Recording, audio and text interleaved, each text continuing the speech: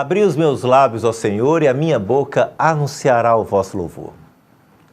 Olá, minha irmã, meu irmão, louvado seja nosso Deus. Estamos iniciando mais uma semana com o programa Vivendo a Palavra com Francisco Júnior. Para nós é sempre uma grande alegria nos colocarmos na presença de Deus de forma orante. Nesse momento, eu te convido a procurar se esquecer um pouco de tudo que está à sua volta e focar no Senhor. Nós não devemos focar no problema, mas na solução. E Deus, eu creio, é solução, independente do problema que você tem. Eu posso até não conhecer você, eu posso até não conhecer o seu problema, mas eu te garanto, eu conheço a solução e a solução é Deus. Tem uma música que eu gosto muito, do João Marcelo, que fala assim: não mostre para Deus o tamanho dos seus problemas, mostre para os seus problemas o tamanho de Deus, o tamanho do seu Deus. Vamos iniciar o programa em nome do Pai, do Filho, do Espírito Santo. Amém. E consagrar toda a nossa vida a essa que nos ama e nos foi dada por Deus para ser mãe e intercessora. Mãezinha querida, intercedei por nós. Ave Maria, cheia de graça, o Senhor é convosco. Bendita sois vós entre as mulheres e bendito é o fruto do vosso ventre, Jesus. Santa Maria, Mãe de Deus, rogai por nós, pecadores, agora e na hora de nossa morte. Amém. E agora vamos juntos fazer o nosso ato de contrição. Velai, ó Deus, sobre a vossa família, com incansável amor, e como só confiamos na vossa graça, guardai-nos sobre a vossa proteção e fazei brotar a justiça na terra, para que possamos nos alegrar na prosperidade e na paz. Amém.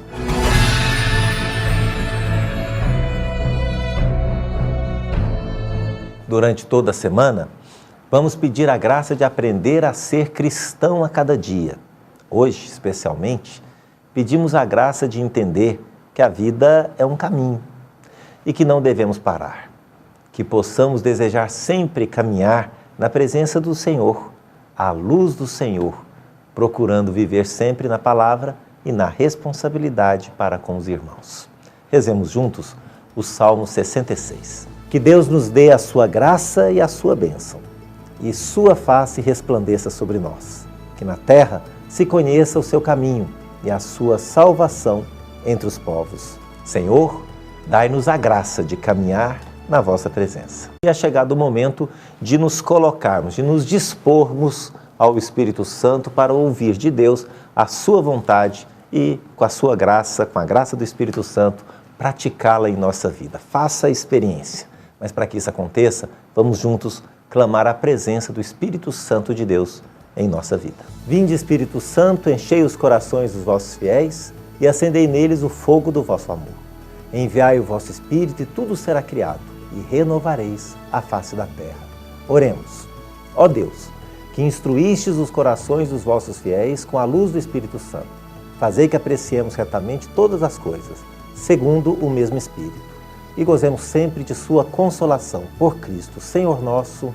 Amém. Boa noite, Francisco Júnior. Boa noite, queridos irmãos e irmãs que nos assistem pela TV Capital. É com muita alegria que eu estou aqui nesse dia para partilhar com vocês um pouco a palavra de Deus. E a passagem que nós vamos meditar hoje está em Marcos, capítulo 9, versículos de 14 a 23. Depois, aproximando-se dos discípulos, viu ao redor deles grande multidão e os escribas a discutir com eles. Todo aquele povo, vendo de surpresa Jesus, correu a ele para saudá-lo. Ele lhes perguntou: que estáis discutindo com eles? Respondeu um homem dentre a multidão: Mestre, eu te trouxe meu filho, que tem um espírito imundo. Este, onde quer que o apanhe, lança-o por terra e ele espuma, range os dentes e fica endurecido. Roguei a teus discípulos que o expelissem, mas não puderam. Respondeu-lhe Jesus: ó geração incrédula, até quando estarei convosco? Até quando vos hei de aturar? Trazei-mo cá. Eles lhe o trouxeram. E assim que o menino avistou Jesus, o espírito o agitou fortemente, caiu por terra e revolvia-se espumando. Jesus perguntou ao pai: há quanto tempo lhe acontece isto? Desde a infância, respondeu-lhe, e o tem lançado muitas vezes ao fogo e à água para o matar.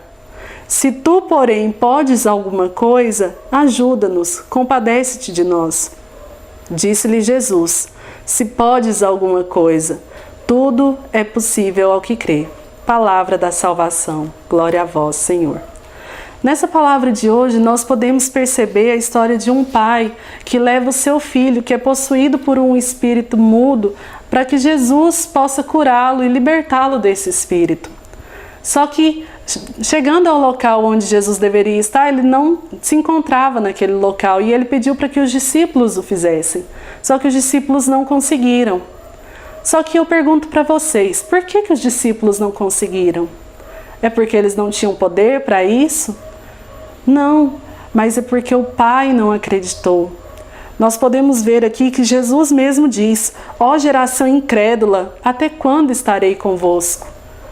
Esse homem, esse pai, ele não acreditava no poder de Jesus. Tanto que no versículo 22, ele fala: se tu, porém, podes alguma coisa, ajuda-nos, compadece-te de nós. Ele questiona o poder de Jesus. E quantas vezes nós, quando nos deparamos com um problema, com alguma tribulação, nós não fazemos a mesma coisa? Quantas vezes nós não duvidamos do poder de Deus? Muitas vezes nós estamos mascarados por essa fé que nós acreditamos ter, mas quando a gente pede ali no nosso coração, lá no fundo, a gente duvida, a gente acredita que o nosso problema é maior, que é impossível que Deus possa fazer alguma coisa por nós. Por isso eu quero testemunhar para vocês o poder que a fé da gente tem, porque o meu irmão, ele, alguns meses atrás, ele foi internado no Hospital de Doenças Tropicais aqui em Goiânia. Ele é portador de HIV e nessa última internação ele foi direto para a UTI, ele estava em coma, ele teve infecção generalizada, paralisia nos rins e pneumonia. Toda a minha família já havia perdido as esperanças e acreditavam que ele não passaria mais dessa, que ele não iria se salvar. Mas em oração, Deus me falou muito forte que não tinha chegado a hora dele e que ele ia sobreviver e que ele ia curar. Então, eu me coloquei em oração e todos os dias eu falava com Jesus, falava assim: meu Deus, o meu irmão te pertence, faça, Senhor, com que ele melhore. Porque se o Senhor me disse que ele vai melhorar, eu acredito, eu tenho certeza, Senhor, que o Senhor me revelou isso porque ele vai melhorar. E hoje, com a graça de Deus, meu irmão está pronto para ir para casa e essa semana ainda ele deve receber alta do hospital. Então, meus irmãos, que vocês também acreditem de verdade, que vocês tenham essa certeza, que quando um problema se levantar na sua frente, na sua vida, não olhe para esse problema, mas olhe para Deus, porque Ele é maior que tudo, Ele pode mais do que tudo. Não importa a doença que você tem, não importa o vício que você tem, não importa o tamanho da sua dívida, Deus é maior do que tudo isso. E eu quero encerrar nesse momento lembrando essa última frase desse evangelho: tudo é possível ao que crê. Tome posse, meu irmão, dessa palavra e acredite de verdade que realmente tudo é possível àquele que crê.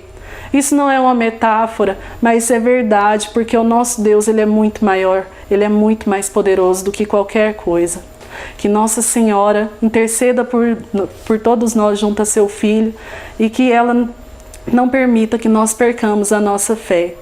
E que a cada dia, nas suas orações, você fale com Deus e peça: Senhor, eu creio, mas aumenta a minha fé. Louvado seja nosso Senhor Jesus Cristo, para sempre seja louvado. E que nós possamos experimentar mais e mais essa graça.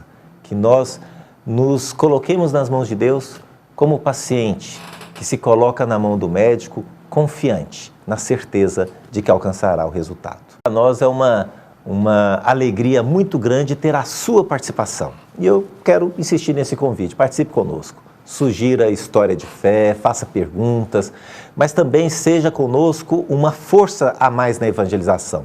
Faça a palavra de Deus chegar mais longe, chegar até os seus amigos, os seus parentes.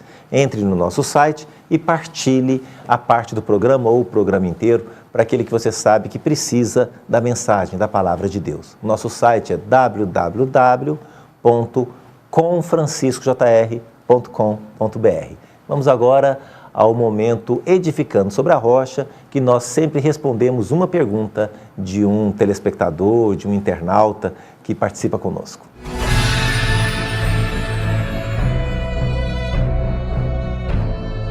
E hoje nós acolhemos a dona Elza, do setor Vera Cruz, e ela pergunta assim: Francisco Júnior, tem um critério para escolher os cantos da missa? Elza, tem sim, posso te afirmar que tem. Vários critérios, não só um. Porém, vou citar um que é base para todos os outros. Os textos dos cantos devem ser tirados da Sagrada Escritura ou inspirados nela. E as melodias devem ser acessíveis para que todos possam cantar. Na música não se faz show. Na música se convida a comunidade para juntos celebrarmos o Senhor. Essa explicação você pode aprofundar no Diretório da Liturgia da CNBB, na página 32. E aqui faço até uma observação. A gente vê muitas vezes as pessoas adaptando músicas profanas às músicas litúrgicas. É difícil fazer isso, não é recomendável não. É bom que se tenha, da mesma forma que você tem os paramentos específicos para a celebração, é bom que também nós tenhamos os cânticos, as músicas específicas. Não há necessidade de profanar. Profano quer dizer fora da igreja, fora da espiritualidade, no mundo. E estamos no ambiente sacro, vamos cantar músicas sacras.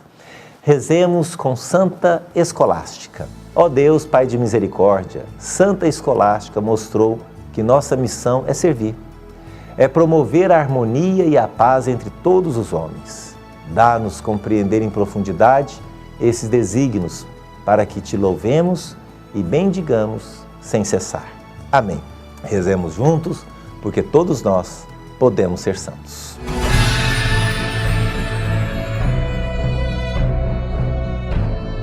Certa vez, numa cidade relativamente pequena, aconteceu um fato inusitado.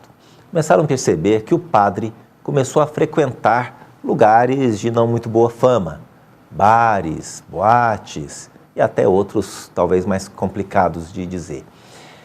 E ele começou então a fazer parte das fofocas da cidade, da maldade do povo.